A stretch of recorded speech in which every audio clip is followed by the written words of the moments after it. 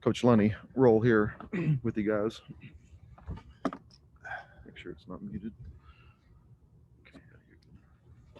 All right, go ahead with questions, and I won't be there to moderate, so just take turns. Be nice to each other. Yeah, we can play nice.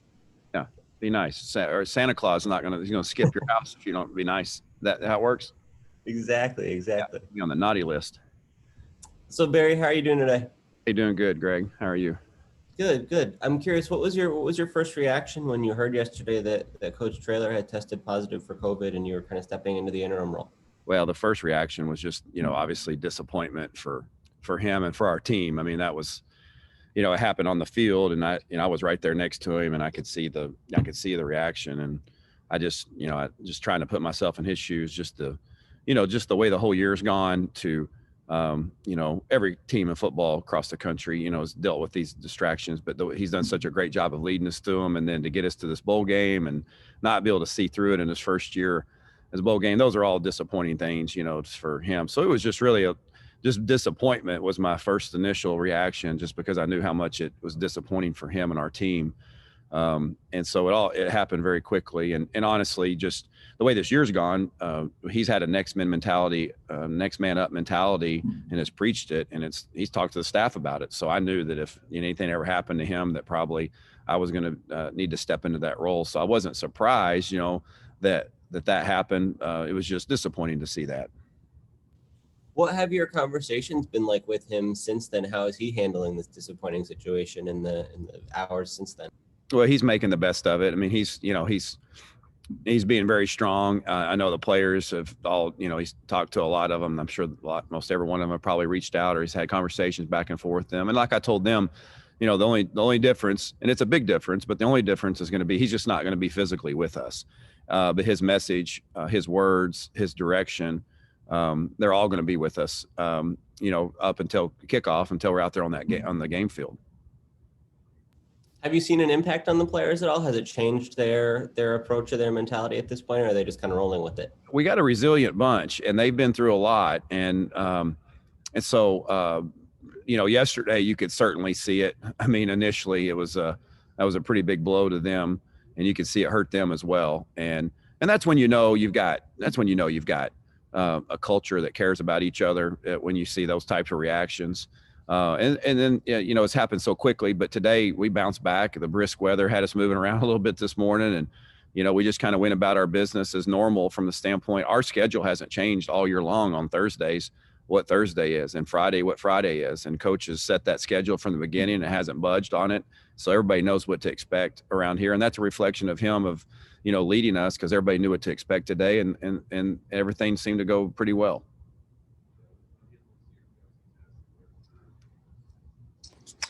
Hey, Coach. I just want to jump in. Is Jeff definitely not coaching the bowl game? I know in the press release they said, well, we'll let you know if it's, 100% later down the line. But It seems like you guys are prepared that he won't be there. Yeah, I think that's the way we're preparing, but I don't think that's finalized just yet. Okay. Yeah. Okay.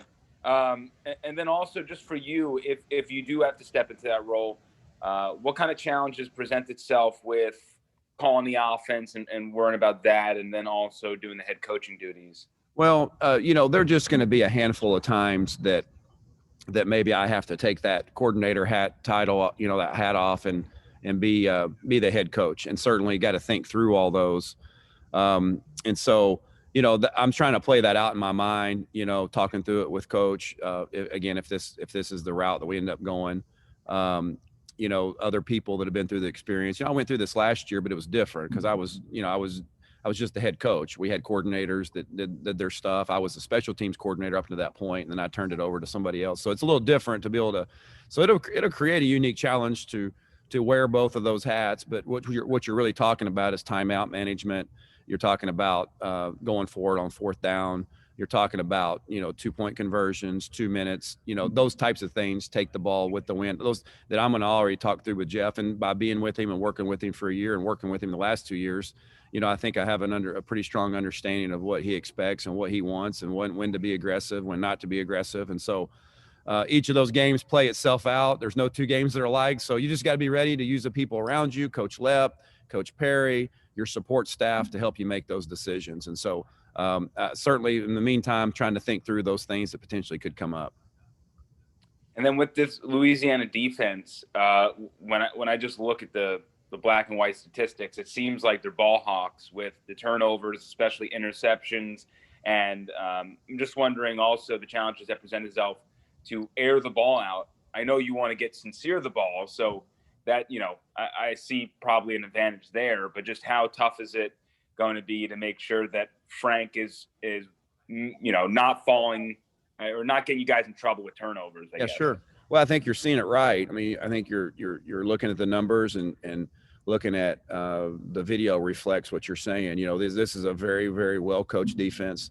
Their secondary does a great job of playing the football and matching routes, and they're just a real well-oiled machine, and they've got good players, and that's a good combination to be successful. But just like you would expect this time of year, if you're playing football, this year's a little bit different because of some of the way the bowls have been slotted. But when you're in a bowl game this time of year with a 7-4 record, and you're playing a team that's got a 9, I believe they're 9-1, they're 9-1 record. You expect to see, when you turn on the film, a really good football team, and that's what you see on both sides of the ball and special teams. But defensively, it's a great challenge for us as an offense, and we must take care of the ball. That's always a concern any game. But then when you take 4 or 5 weeks off and haven't played, we've really stressed ball security and playing with fundamentals like I'm sure they have. But you're seeing it right from what their defense presents itself. And then and this is my last question. I don't know if you've seen it on tape from games that they played. Have they played anybody who has had a dual threat ability like Frank? Is there something where you see a similarity in their opponents? Yeah, you get 10 games to watch, and there's definitely not everybody. There's certain opponents that we've studied more than others because of the similarities that maybe we have with them, and maybe how we would be seen by Lafayette. That's always or Louisiana, excuse me. That's always the chess match a little bit, is to see, well, what are they thinking? What are they seeing? What do you think they're studying? And so when you have 10 games to look at, you got a lot of volume of information together. And so we've just done our best job to make an educated guess on kind of how they're playing. One of the things that's not surprising is a defense as good as they are who they are. Every game through 1 to 10, you see a lot of the same common denominators in their structure and how they play. So to a large degree, that's the truth about who they are. And then when we get in the game, we'll have a better feel of how that's going to play out. Thank you so much. Okay, appreciate it. Coach, I had a quick question. Obviously, you know Jeff better than we do, but how is he? I know it's only been 24 hours, but how is he handled? Is he a hands-on kind of guy that's kind of itching to just want to help out from afar, or is he kind of really trusted the rest of the coaching staff and you to kind of make maybe some of those decisions that he doesn't need to be making right now? I think the answer to that is both. I mean, there's certain things that, as his mind is playing out, that he's trying to look out for our organization, our team, the best he can, to think about, this scenario or that scenario, but for the most part, like he talked to me last night about, he's like, hey, listen, he has set the culture.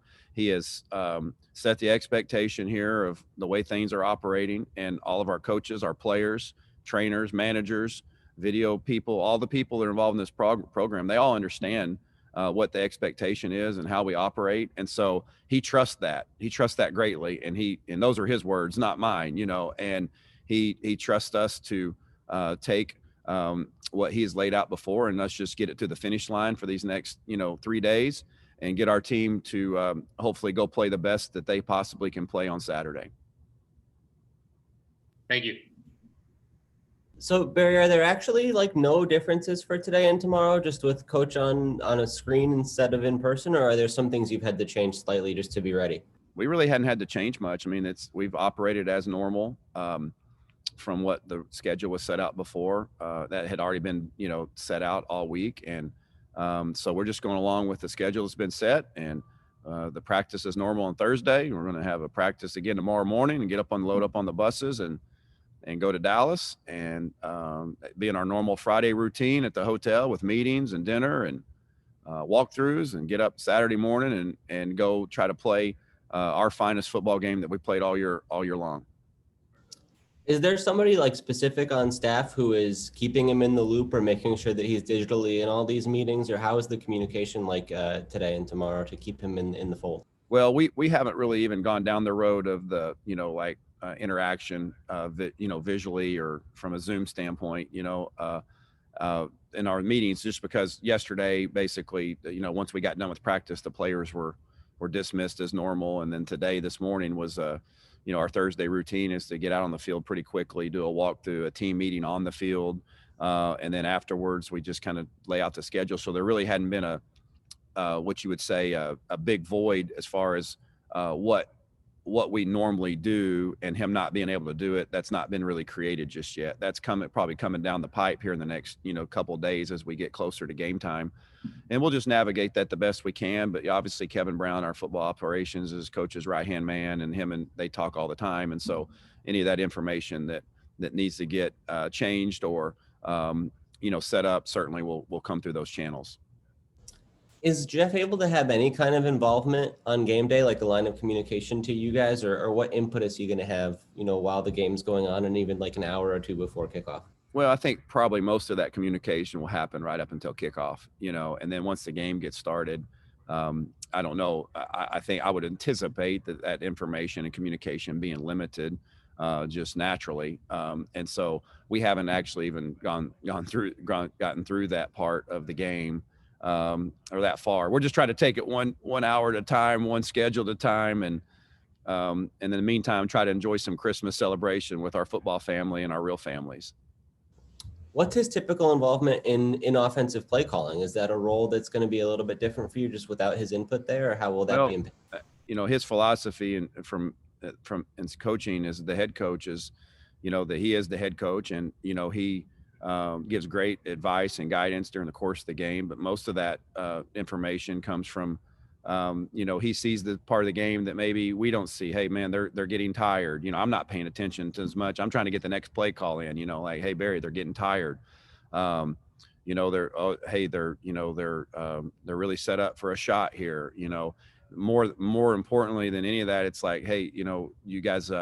Think about 2 downs here. It's on 3rd down. He gives me a warning or a heads up to say he's thinking about 4th down, go for it. If I can make some of the yardage on 3rd down. So I'm going to have to replace some of that, mentally for my own self. I'm going to have to kind of maybe talk to myself a little bit and put myself in his shoes in that regard to say, hey, you need to be thinking about 4 down territory here, or potentially going for 2.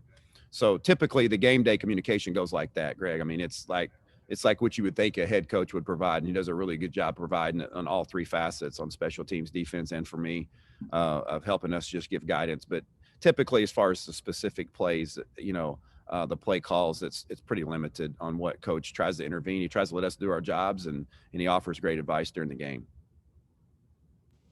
I got a couple more, but JJ, you can jump in now if you want. I don't want to hog all the time. Thanks, Greg. You're gonna get coal in your stocking, Greg. Hey, Barry, you were interim head coach at Arkansas last year, the last 2 games. What can you draw from that experience to help you in this situation? Well, I think a little bit. The situation obviously is really, really different in a lot of ways, just because, obviously Jeff is our head coach and it's first year, and man, things are going great. And, and so I'm just going to be an extension of him. I'm just trying to do the best I can to, if we go down this route on Saturday, to be an extension of him.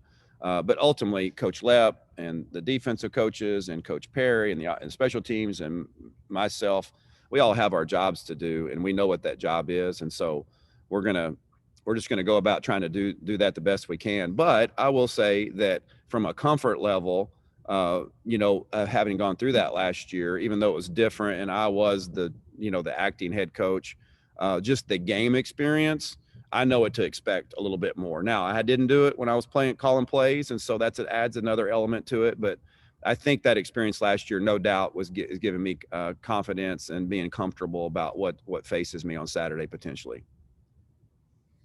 Is there someone on your offensive staff you're going to lean on a little bit more on Saturday, just because you're going to have to pay a little bit more attention to the defense? No, I'm not going to have to do that. That's not going to be my role. My concern is the offense. And then, in between adjustments and, series adjustments, I'm going to do that as normal and let the defensive coaches handle their business. And because, like I said, coach has just laid out the vision so clear. So I'm not moving into the head coaching role here, so to speak. You know what I'm saying? Like, I'm going to keep my coordinator hat on. And then when I need to put the head coaching hat on, I'll do it for those moments. And so we've got a communication system, I think, that's established that will continue to allow us to be healthy in the way we operate. And so that's kind of the way I see the game going is I'm going to do my job. I'm going to always lean on the offensive coaches. We got a staff that I fully trust at every spot. And I know Coach Loepp and the defensive guys feel the same way. And so we're just going to go give it our best. And we'll just kind of take all these situations as they come. And the biggest thing is we want to make sure our team is prepared and that they are not at any disadvantage from that standpoint with missing our head coach, other than the obvious things that we are going to be at a disadvantage about. I mean, his leadership and the way our players, trust in him and believe in him. That's a big blow to us potentially if he's not going to be there. And we're just going to try to do the best from the on the field stuff the best we can just to make sure it keeps going smoothly. What about the availability of your offensive personnel? How would you say you guys are in terms of health and having, most of your team available for Saturday? I think we're feeling pretty good about it. I think we're in pretty decent shape, all things considering. Barry, Jeff was saying on the radio that during your time as the interim at Arkansas, you coached through a mumps outbreak there. What was that situation like? What can you tell us about that? Yeah, that was unique. We got somehow or another, got the mumps. And I didn't even really know what the mumps was. And I know it's not something that you want. And but we got it. And it was kind of a similar situation in the fact that, like, we had guys kind of getting quarantined and we had guys getting pulled off the bus when we were leaving to LSU, like 2 starters the day before the game because they started showing symptoms. And then the next week we played Missouri, and I believe we had upwards of 6 or 8 guys that were out for the game and important players. And that was really a sneak peek into what was to come for this season for me and for Jeff and the guys that were at Arkansas with us. That it was kind of became the new norm. On Friday, it was like, well, this guy can't get on the bus and he can't. You're going to be without this guy. And it was like, man. And so when this first thing popped up, when COVID started becoming a harsh reality for our country and obviously our sport, Coach and I had talked about, hadn't gone through that and kind of, learning kind of the hard way what to expect from, the last minute guys getting pulled and, being contact traced and being not allowed to play in the game because of symptoms. And so it's kind of hard to believe that I'd say this is my 3rd game. Potentially, if Coach isn't going to be available for Saturday, this would be my 3rd game as the interim head coach. And I had 2 mumps and a coronavirus. So I'm not sure what that says, but that's unique. Needless to say. Yeah, I think it says you're ready for anything. So I don't know about anything. I don't want to say that, but I'm ready for most things. I think, at least from a medical standpoint. Yeah. And as you guys go through all these challenges this week, why is it important for the coaches, the program, the players to follow through and play this bowl game and to make sure that it can happen even if you guys are going to be a little bit shorthanded? Why is that like a priority for you guys? Well, that's one thing that Coach has been adamant about from the beginning. He's told our team from Jump Street about this game. Hey guys, we're going to play this game. I mean, as long as we have enough guys to go play, coaches included, we're going to go play. And he told them that yesterday. He said, I've been telling you guys that we're going to go play. And just because I'm out, our stance is we're going to go play. So I think one, I think it's a reward, for the guys in the season that we've gone through to be able to go and experience this game against a really quality opponent on national TV. That in itself is a great opportunity. So he wanted to see that through for all the guys because everybody on this team that's paid that price and sacrifice, they deserve an opportunity to go do this. And I think it's a symbolic representation of just our resiliency and kind of how college football, a lot of these schools and these universities have been very resilient during the course of the year. Ours has done a fantastic job. Our administrators and our training staff, our medical staff, and our players have just done a fantastic job of just weathering through this all year long, and from the start to finish. And we got 3 more days till the finish, and so we just want to see that through. Got it. Thank you, Barry. I appreciate your time. Okay, guys. Merry Christmas, everybody. Thanks, Barry. Get Coach Loepp on here in a few minutes.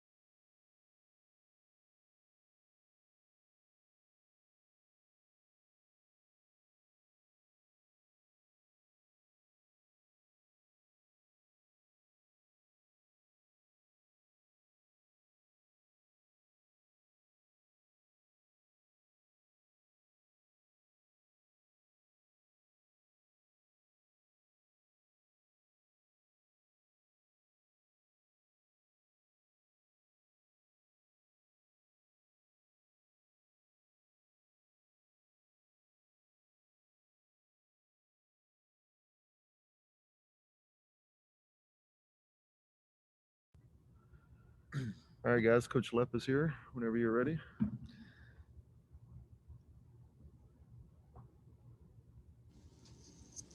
Hey, Coach, how you doing today? Hey, good, brother. How are you? Not too bad. Thanks for joining us. What's the mood like with the guys this week? Is there a lot of excitement? Oh, shoot, yeah. There's excitement. They can't wait. And there's a lot of excitement. Shoot, there's a lot of reasons to be excited. Number one, we're getting to play in a bowl game. Number two, heck, it's Christmas. Who's not excited when Christmas is coming around, man? Open some presents and things like that. And I think they're excited, too, to just kind of finish out this season and see where we can end up. What can you tell us about this Louisiana team? What are some of the things you have to do to be successful? Obviously, stopping that run game is going to be one of them, right? They're good. That's the biggest thing. They can play, man. They got a quarterback who can run the ball. Very athletic, very dynamic in the open field, does a good job throwing the ball as well. They've got receivers that have a lot of length. Probably, I would say, the longest or the tallest receiving core we've seen. And then their running backs run hard. Man, they run hard. They're big, they're physical, still got some breakaway speed. And then their offensive line as a unit, I would say, maybe works the best together that we've seen all year, at least one of the top 2 or 3 offensive line groups as far as working together on combo blocks and things like that we've seen. Hey, Coach, I'm just wondering, does it help having a guy like Frank Harris in practice every day and then going up against a team that does present those dual threat abilities? There's no doubt. Helps a whole lot going against the guy. And then we got a guy on the scout team, Cameron, who does a great job, our true freshman. He's an athletic son of a gun. He can run around back there. And so we've told him in practice this week, hey, go be an athlete. You do what you do. If you want to scramble, go scramble. You see something, go. So it's helped us a lot to kind of keep our defense on our toes and make sure we're aware of that quarterback. And is there a specific team that Louisiana looks similar to that maybe you faced during the year? Not in particular. There's little parts of them, as far as up front, BYU, UAB, their offensive lines are very similar. UAB, their running backs, as far as how physical and how hard they run, are similar. Receiving cores, probably Southern Miss and, North Texas with how athletic and good their receiving cores are. So, I wouldn't say pinpoint one team for the entire unit, but there are parts of that team that are similar to some teams we've played. And then lastly, just what is the key to getting this group forcing as many turnovers as they've had? I tend to always wonder why it always clicks with a handful of schools, and then other schools it's just 2 or 3. What goes into that? I think the biggest thing is their effort. Our kids play hard, and I think that's where you get turnovers. It's not always being in some great zone coverage or making a great call or anything. Most of it is just unbelievable effort. When you play with effort, when against a running back and go and try to strike him and be physical with him, the ball comes out, and then effort gets you that ball because we have more guys around the ball than they do. Sometimes the turnovers, that ball gets tipped up in the air. It's not always the DB that tipped it or the receiver that's right there that gets it. It's the second DB that has great effort that comes in and picks the ball off of a tip. So our effort, to me, has been the main reason we've been able to get a lot of turnovers. Awesome. Thank you. Yes, sir. Thank you. Coach, what was your first reaction to Coach Traylor, his positive test coming through? How did that hit you? I was shocked. He's been so careful. He's been telling us to be careful. The guy wore a mask all the time. He always kids with us about never kissing his wife. Probably shouldn't say that, but oh well. But, he has been so careful and has been preaching to us so much. And so I was shocked. He would have been the last one that I would have thought would get it. But that kind of tells you about, the COVID and how it affects you can't ever get, it could happen anywhere, anybody, anytime. And it's a tough deal. What have your conversations been like with him since then? How's he handling this? Obviously a really disappointing situation. Obviously, Coach Traylor is who he is. He's a positive guy. He's always going to put himself last, and he's always going to think about us, think about the coaches, think about the players. So he's doing everything he can to make sure we're good, make sure we're ready. I know deep inside it's hurting him. As much as he loves to be with the players, as much as he loves to be with us. This is what, other than his family, he loves being up here and spending time and talking ball and being with his second family. Being around players for him, I think, keeps him young and keeps him excited and helps him enjoy life. So I know inside it's hurting him, but he has done a great job of showing us that, heck, man, we got to go. We got to keep rolling and play hard and get after it and get ready to play this game this week. How have the players reacted so far to not having him around and the prospect of him not being here for game? I think they've been good. I think it's the culture that Coach Traylor has established that has allowed them to keep going and to understand, hey, we still have work to do. I think they if you ask them, I think they'd say, man, we want to go win for Coach Traylor. I mean, I do believe they would say that because they do love him. I think they really, truly, honestly know that he cares for all of them, that he wants what's best for them. And because of that, I mean, you want to play hard for the guy. And I know that we're going to get their best effort this week. Do you think this season in general has just kind of taught everybody to have to be adaptable to any situation and sort of prepared you for something like this? Oh, there's no doubt. I mean, anybody, anytime, you better be ready. Third team, fourth team, you could be first team the next week. So it's taught us a lot. It's taught us how to handle adversity and be ready to deal with it at any time. And what's good is they're learning a lot of life lessons. Heck, we're learning life lessons. All of us are learning life lessons. That at any time things can happen. It's how you adapt, how you are able to react is what's going to help determine the outcome. What changes or differences do you anticipate today and tomorrow just because Coach Traylor is not here? How does that alter operations for you guys? It won't change much at all. It'll just be Barry or Coach Lunney talking about a few things instead of Coach Traylor. I think our kids are locked in, they're ready to go, and they know what they have to do. So they're focused, and I don't think it'll change anything at all. Is there anything that you have to pick up individually or do differently that would normally fall under kind of Coach Traylor while he's here? Anything that's changed your role? You know, I wouldn't say me specifically, but I think our defensive staff as a group, we have to continue to make sure our kids are staying locked in because it is a big distraction, whether we want to say so or not. So we got to just make sure we have our thumb on them and make sure they're locked in and ready to roll. What kind of role does Coach Traylor usually play in like the defensive play calling on a game day? Does he usually factor into what you guys do? You know, he doesn't, not when it comes to play calling. I think the biggest thing that he helps us on is game management.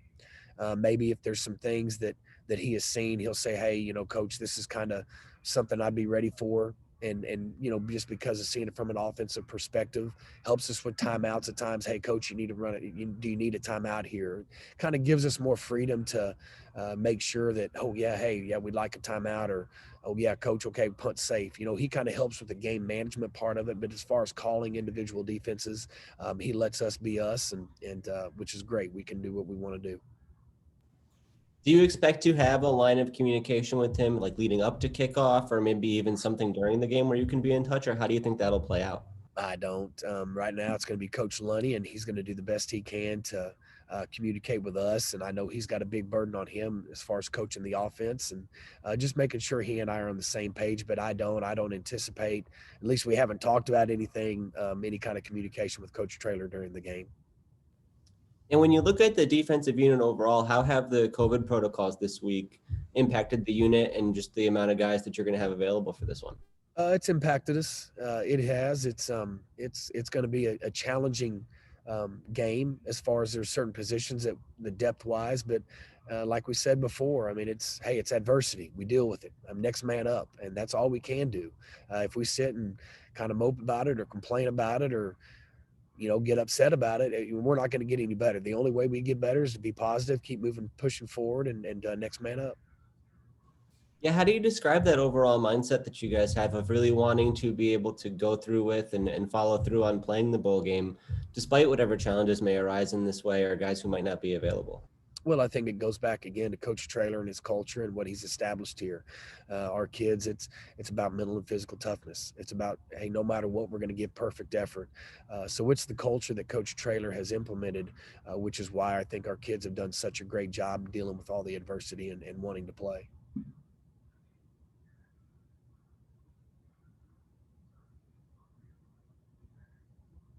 I guess that's it. Thank you, Coach. I appreciate it. Okay, you bet. Thank you. I didn't know. I'm just sitting here looking at you guys. Hanging out. Thanks, Thank Jess. you. Bet. Appreciate it. Thanks, everyone. I'll send the post game link to the list. Appreciate you. It's already created, but just want to make sure that the bowl didn't want us to do something jointly. So, all right. Enjoy your Thanks, Kyle. Appreciate it. Merry Christmas. You too, man.